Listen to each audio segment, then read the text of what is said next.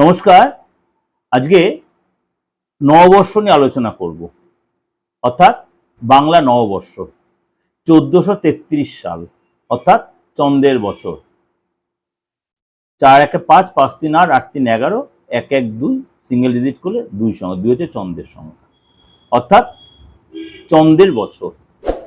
এই বছরে আপনার মন্ত্রী হচ্ছে মঙ্গল এবং অধিপতি গ্রহ হচ্ছে বৃহস্পতি। সুখ, সমৃদ্ধি, জ্ঞান এবং সৌভাগ্যর প্রতীক হচ্ছে বৃহস্পতি। অন্যদিকে মঙ্গল হচ্ছে সাহস, এনার্জি, যুদ্ধ এবং বীরত্বের প্রতীক। সুতরাং এই বাংলা বছরের শুরুতেই, প্রত্যেক বছর শুরুতেই এবছর তার অন্যথা না, সূর্য মেষ রাশিতেই থাকবে এবং বুধ প্রথম কদিন মীন রাশিতে থাকলেও তারপরে চলে আসবে আপনার মেষ রাশিতে।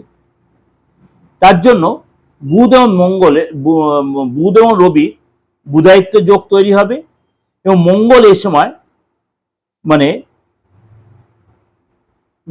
মে মাসে, অর্থাৎ এপ্রিল মাসটা পুরোটাই থাকবে আপনার মীন রাশিতে। 11ই মে চলে আসবে মঙ্গল আবার আপনার মেষ রাশিতে।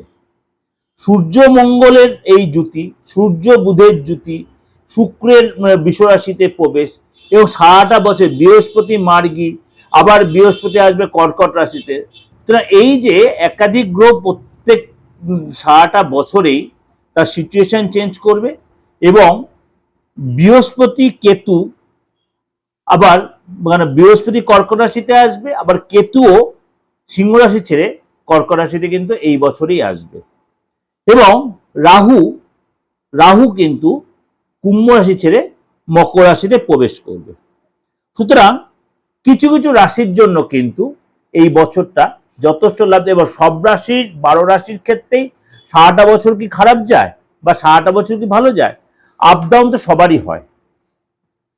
সারাটা বছর মধ্যে কখনো দশা অন্তর্দশা, প্রত্নদশা, প্রাণদশা এগুলো দেখতে গেলে তাহলে দেখবেন কখনো সেগুলো সিচুয়েশন ভালো মন্দ হচ্ছে, গ্রহ রাশির ট্রানজিটের উপর অনেক কিছু ভালো মন্দ হচ্ছে। তেমনি বৃষ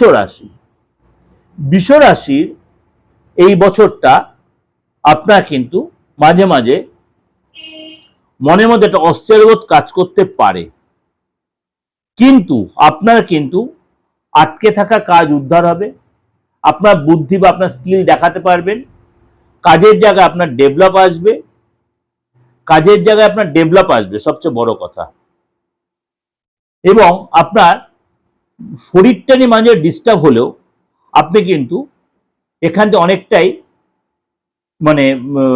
কনফিডেন্স বলুন বা শরীরটা নিয়ে যদি মাঝে মাঝে ডিস্টার্ব হয়, বিশেষ করে কোনো ব্যথা বেদনা আপনি ভুগতে পারেন বা নানা রকম হয়তো চাপে আপনি থাকতে পারেন, সারাটা বছর গ্রহ রাশি অনেক সিচুয়েশনে চেঞ্জ হবে, কিন্তু ওভারঅল আপনার কিন্তু সময়টা বা এই বছরটা অনেকটা আপনার ভালো যাবে। তাহলে আপনি মনে করেন যে আপনার যখন খারাপ সময়টা আসে আপনি কি করবেন? গ্রহ রাশিটা ছেড়ে দিন বা আপনার ডেট অফ বার্থ আপনার নেই, আপনি হাতটা দেখান। কেন অনেকেই দেখেছি বা অনেকাংশেই দেখি আমি যখন আমি বিচার করি, অনেকে ডেট অফ বার্থের সাথে হাতে বিস্তর ফারাক এসে যায়। দেখা গেল আপনার ছকটা হয়তো সেই মুহূর্তে বা দশা অন্তর্দশা সেই মুহূর্তে আপনাকে হয়তো সাপোর্ট দিচ্ছেন, আপনার নেগেটিভ সময় দেখায়, কিন্তু হাতটা আপনাকে ভালো সাপোর্ট দেওয়াতে, কেন হাত হচ্ছে সবসময় বলে মনে রায় না। আপনার ভালো সময় বা খারাপ সময় যাই আসুক আপনাকে কিন্তু হাত বুঝিয়ে দেবে, বলে দেবে, হাতের মধ্যে তার প্রকাশ পাবে। মনে কোনো চিন্তা করছেন নেগেটিভ বা পজিটিভ, হাতে প্রকাশ পাবে, মুখে প্রকাশ পাবে। আগেকার দিনে মা ঠাকুমারা, বয়স্ক যারা, যদি আমরা কোনো ভুল কাজ বা ভুল কোনো ব্যাপারে ফেসে যেতাম, মুখ দেখে বুঝতে পারতো। এটা ফেস রিজনের বিশাল ভাইটাল পয়েন্ট।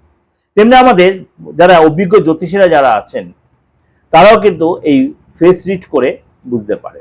তারপরে আরেকটা সিচুয়েশন আছে নামের উপরে বেস করে। এছাড়া অ্যাস্ট্রোলজিতে হরেক সিস্টেম আছে। আপনি হেঁটে আসছেন, আপনার পায়ের আঙ্গুল, আপনার হাতের আঙ্গুল, আপনার কথাবার্তা বলার ধরন, আপনার খাওয়ার ধরন, সবকিছু দিয়ে বিচার হয় একটা। কিন্তু এগুলো তো সবসময় একটা লোকের সাথে মিশলে তারপরে আপনি বুঝতে পারবেন, নয়তো বুঝতে পারবেন না। কিন্তু আপনি ইনস্ট্যান্ট যেটা বিচার করতে, সেটা হচ্ছে দুটো জায়গায়, একটা হচ্ছে নামের অক্ষর দিয়ে আর একটা হচ্ছে ফেস রিড করে। যদি আপনার সাধ্য করে তাহলে হাতের ছবি পাঠাবেন, নয়তো পাঠানো সম্ভব না। তাহলে এই যে গ্রহ রাশির সিচুয়েশনটা চেঞ্জ হচ্ছে, আপনার যদি দেখছেন আপনার গ্রহ রাশি বা আপনার ডেট অফ বার্থ জানা নেই, আপনার কুছ পরোয়া নেই, আপনি এটাকে এই ফেস রিড থেকে প্রপার ভাবে কাজে লাগাতেন। তার জন্য কি করতে, অবশ্যই আমাকে ফিস দিতে হবে। আপনি যে দেশে যে প্রান্ত থেকেই বলুন, আমি বারবার বলি উইদাউট ফিজে আমার কাছে কোনো সার্ভিস নেই।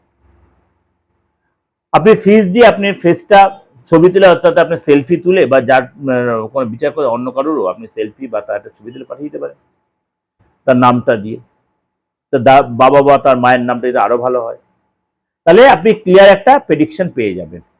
হ্যাঁ, এবার যেটা বলছি রাশি নিয়ে, বৃষ রাশির কিন্তু এই বছর অনেক আটকে থাকা কাজ কিন্তু আপনি সাকসেস পাবেন।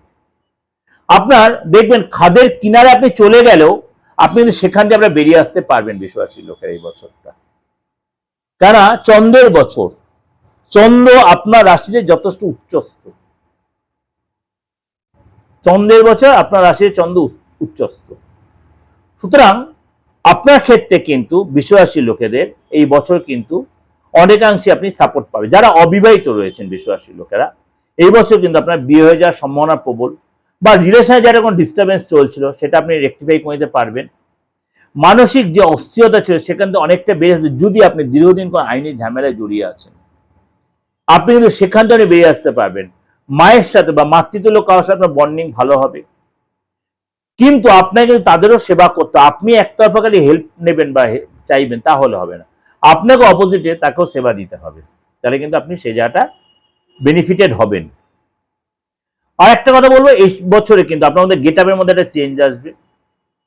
আপনার হায়ার স্টাডি করতে সেখানে আপনার ডেভেলপ আসবে এবং আপনার ইচ্ছা পূরণ হবে।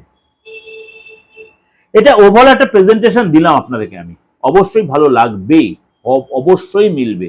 যদি আমার সময় হয় বা তাহলে আমি আপনাদের এটা চেষ্টা করি একটু আরো বড় বলার। তা আপনাদের যতটা বললাম ততটা আপনাদের অনেকটাই উপকৃত হবেন।